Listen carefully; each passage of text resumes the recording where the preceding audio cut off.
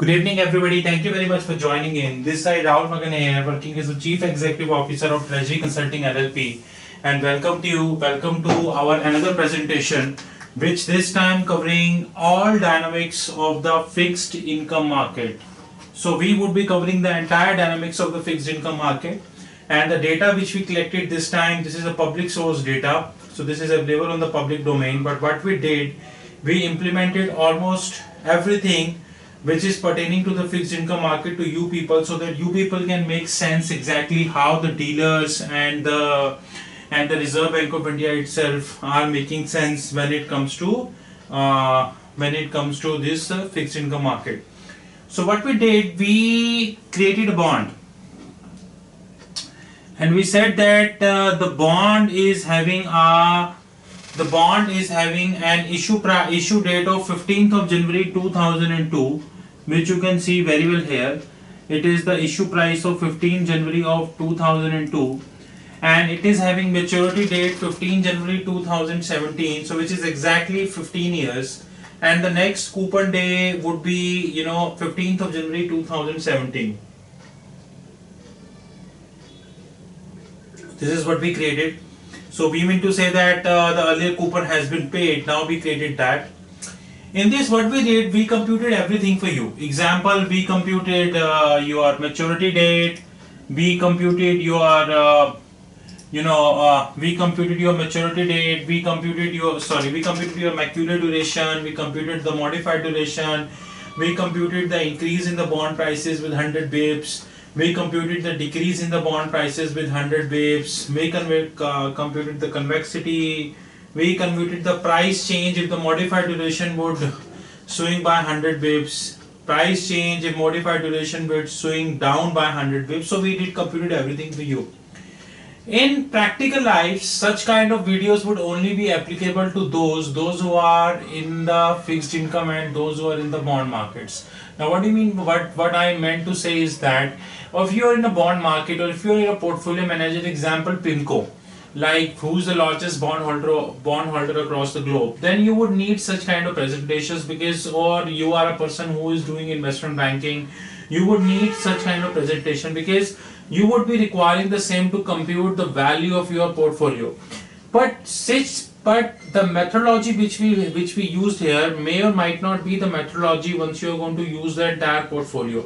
The reason is very simple, because portfolio is work on a weighted average. It do not work on I would say a single bond. It works on a weighted average. So we need to understand that that kind of technique.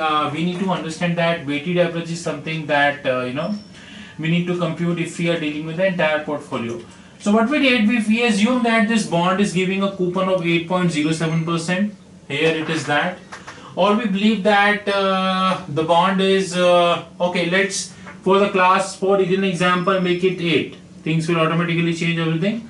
Or we assume that the price of the bond is trading at 100.041. Of course, we all understand that there is a negative relationship between price and the yield. If the yield will fall down, the price would go up, or ultimately if the price is up, the yield will fall down. Now, what is the formula of yield, which we need to understand here?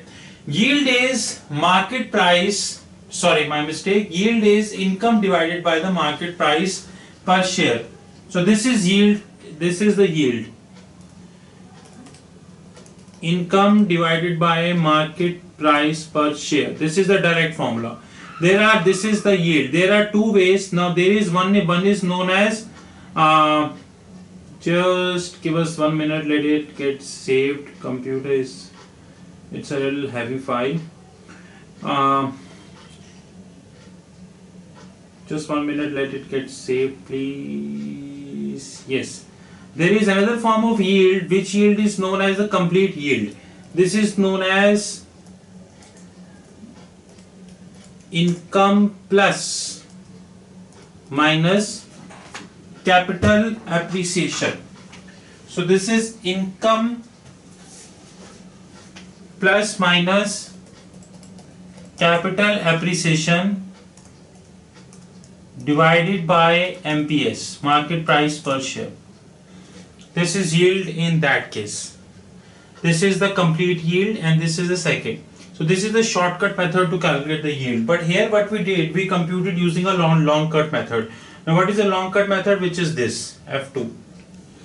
Now what we did, in this we took the entire methodology of the yield. Now you have all the input parameters, and in all using input parameters we computed the yield of the bond. You can very well see on the video also.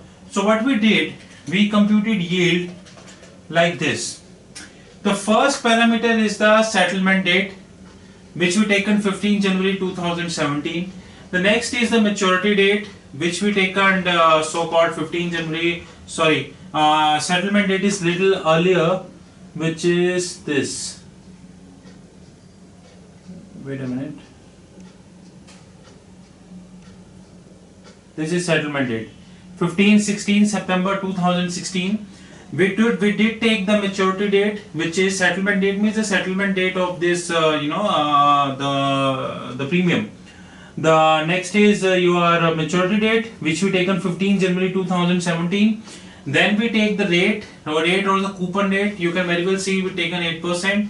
And then we taken the price at which it is trading. It is trading at 100.41. I further repeat that if the price is higher, it means the yield is low. If the yield is low, it means the price is higher, or vice versa. If the price is lower, it means the yield is lower. If the yield is lower, it means the price would, if the yield is higher, it means the price would always be lower. So there is an inverse relationship. Then we took the redemption price. Redemption price is 100. We very well understand why redemption price be 100, because security with having a 100 face value. Right. Then we have frequency. Frequency we taken as 2. All those who are watching this video need very well careful that the yield function of the Excel is not designed to take every frequency. Now what do you mean by that? Yield function of this is designed to take frequency when it is designed to take frequency when it is either 1, 2 or 4. 1 means monthly, 2 means semi-yearly, and 4 means quarterly. But yield function is not designed to take any other frequency. As simple as that. So please be careful. If you are using a yield function and if you have a frequency other than 1, 2 and 4, which means monthly, quarterly and semi-annually, then there might be an issue with that. Another comes the basis point. Not the basis point, but the basis count convention. Now what do you mean by basis count convention? Like we in India, we are using the actual divided by 365, US actual divided by 360, Europe would have different, so everybody would have a different basis count convention. So would India. If you put any value between 0 and if you put any value less than 0 and greater than 4, you will get no result in basis count convention. But we had put 4 in our basis count convention. What we did, we calculated using this, because in basis count convention exactly how this is giving formula to us. It is saying that there are 4 kind of basis count convention. So we had used 2, we had used 4 as a basis count convention as per the Microsoft Excel. If you were to put any other value, you might not get the information. This is how the yield would come, which is approximately 6.7%. You can calculate from the scientific calculator also. That if you calculate from scientific calculator, you will get exactly the same result, which is 6.64. Okay. Then we come the accrued interest. What do you mean by accrued interest? Accrued interest is the interest earned but not paid. Now here we go. This is accrued interest. Now when would be the settlement date? If you go down, which is the difference between the settlement date and the maturity date. This is accrued interest. You can very well see here. 16 September 2016 and your so-called date in 2017. The difference between these two and 8%. This is called the accrued interest, which is coming out to be $1.36. $1.36. Which means it is earned but not received. It is earned but not received. All those who are watching the video, note carefully that this accrued interest would have an impact on the valuation of the bond. How? There are several kind of thoughts when it comes to the accrued interest, and one kind of thought which is very much prevalent in the market is that accrued interest should be taken into consideration when you value the sensitivity of the bond with respect to plus minus 100 basis point. Now this might not be wrong, but we don't agree with this. Why we don't agree with this? Because there are three ways you can handle the bond. One is held for trading, available for sale, and held till maturity. Now if you go for held till maturity, then this thought is perfect, 100% perfect. We never disagree with this. But once you go for held for trading or available for sale, I simply doubt that you would be able to take that into consideration. Because your prime objective will not be the accrued interest, rather your prime objective be the fall in the yield which you want to take up. Now take an example here. Today, India was having the monetary policy and the new governor Mr. Ujjit Patel cut the repo rate by approximately 25 basis point, and now it is roughly 6.5%. Now once they cut to 6.5%, immediately bond yields fell at least by 25 basis point. We are expecting that there is a 100% transmission mechanism in the system, but that might not be the case every time. So you will not wait for the accrued interest which you earn, rather you want to consolidate your position now and you want to get out from the market, because you was expecting a yield cut of 25 basis point, and that did happen, and that simply you wanted to get out of the market. As simple as that. Now here comes the macular duration. The next you can see here, you can calculate using duration. Now before that is a dirty price. Let me give you dirty price little later. First give me the macular duration. Now macular duration is the weighted average duration of the bond, and macular duration calculates that exactly this is a weighted average cash flow duration of the bond. It computes the weighted average based upon the cash flows which the bond is earning. Now what does this macular duration calculate for you? It was the first method the people invented in the bond when it comes to the sensitivity in the prices. So what it calculates for you, that it tells you that, like, if you see this macular duration, you will get to know 0.33. There is a little mistake we did here. The mistake is that this is in years, and this is also in years. This is little we need to write. We apologize for that. So this 0.33 means if the bond yield would fell by 1%, exactly the parallel shift, which means 1% here or 1% here, how much yield you look at? This is 6.64. So if it goes to 5.64, or if it goes to 7.64, then the price of the bond will swing by 0.33%. We very well understand that in technical sense it don't happen, and generally it would never happen, but one of the simplest and the easiest ways to calculate the value of the bond when it's going to be swing by plus minus 1% is this. Another comes this mod duration, which is shortly known as modified duration. Modified duration is mag duration 1 plus yield to maturity divided by n. I repeat, you can see in the formula also, mag duration divided by 1 plus YTM divided by 2. Now what do you mean by this? In mag duration, modified duration is the discounted measure of the mag duration.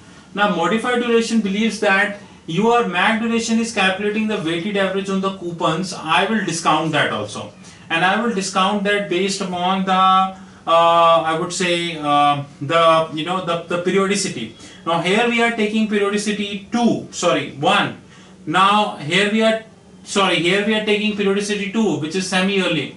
You could have take periodicity monthly, you could have take periodicity quarterly, so the formula would change. If here we had taken quarterly, we would have divided it by 4. Here if we had taken monthly, we would have divided it by 12, so on and so forth. So periodicity is something matter. Then here we calculate this the increase in the yield by 100 bips, what would be the price, and decrease in the yield by 100 bips, what would be the price. Of course you can very well make out sense. If they increase the yield, price would fall. If we decrease the yield, price would grow. But one thing which we clearly need to understand, that there are two school of thoughts when it comes to increase and decrease in yield. And the school of thought is, some people will treat that increase in the yield sometimes should have an accrued interest also. But we at Treasury Consulting LLP strongly believe that increase in the yield or decrease in the yield by 100 bips should not have an accrued interest, because you don't know that who is the holder of the fund, whether he is available for sale, held for trading, or held till maturity. So unless otherwise we ourselves is very clear that who is the holder of the fund, we are not supposed to take that into consideration. That is why we strongly believe that we should not take that. Right? Then we have convexity. Convexity is one of the beautiful measure, which is 266. This is what would happen if there would be a non-linear relationship of the curve. Now in options we know a term called delta. Delta is the change in the option price to the change in the price of the underlying. Here we have a beautiful concept called convexity, which is non-linear curvature. What would happen if the if the curve will shift by more than 100%, that is fine, and that too non-linear. Now how in that sense you would calculate that? In that sense you would be needing a technique to calculate the price, to calculate the change in the valuation bond due to the non-linear movement, and that non-linear movement is known as convexity. That non-linear movement is known as convexity, and the formula for the convexity is little technical, but we calculated this is 266. So which means if there would be a non-linear shift in the price of the bond, then it would be going to be changed by 268 exactly. Then you have 100% change due to modified duration, you can see here, which is 0.32. that if the modified duration would change by 100 bips, then what would happen? Then you have the price due to change of convexity by 100 bips. Here you go. Here you did calculate it. And then you have percentage right due to convexity and the duration, which you can see here. Now why we added this is very, very important. Because suppose you have a bond portfolio, you don't know how the curve will move. Of course, sitting today, there are many people will say that majority of the world is having negative interest rate. You yourself not sure where the things would go. So how would you calculate that?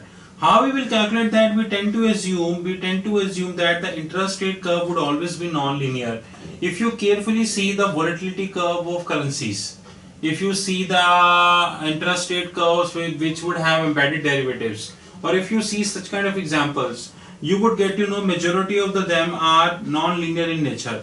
Unfortunately, we tend to believe that the overnight rate by the central bank is always linear, so it means that the other curves are also linear. No, that is not the case. There are large amount of interest rates in the country who have embedded derivatives, and because of that they are non-linear in nature. Henceforth, it is always advisable to take modified duration and convexity into consideration. One important thing before winding up is to tell you two important, which is PV01, present value of 1 basis point, and effective duration. But before moving ahead, let me summarize you that this both PV01 and effective duration are very important, because PV01 is the present value of the 1 basis point. On the other hand, so-called effective duration is an enhanced measure over the modified duration. Why? Because modified duration computes. It is the discounted price of or basically to an extent an exact change in the valuation of the price of the bond. If there would it change by 100%. On the other hand, effective duration is very good, because effective duration is just like a line. Like, take a simple example. If I would say that interest rate curves. Take a simple example. If sitting today, India is trading at a repo rate of 6.5%. Now that because 6.75%, it has reduced by 25 basis point. So what would happen if we say that by next meeting it would reduce it by, say, 50 bips? You don't know. It is exact 50 bips, it is 25 bips, it is 30 bips, it is 35 bips, you don't know.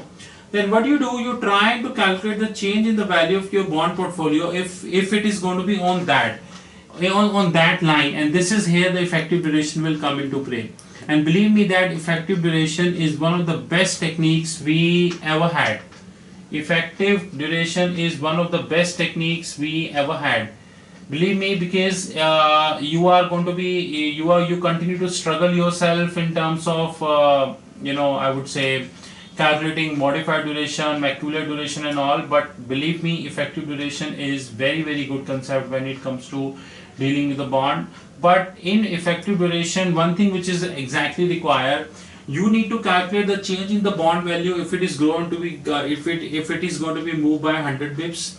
You will calculate the bond value if it is going to be less than 100 bips, and then you will calculate I would say you will calculate 2 into the original and by 1%, which is 0.01,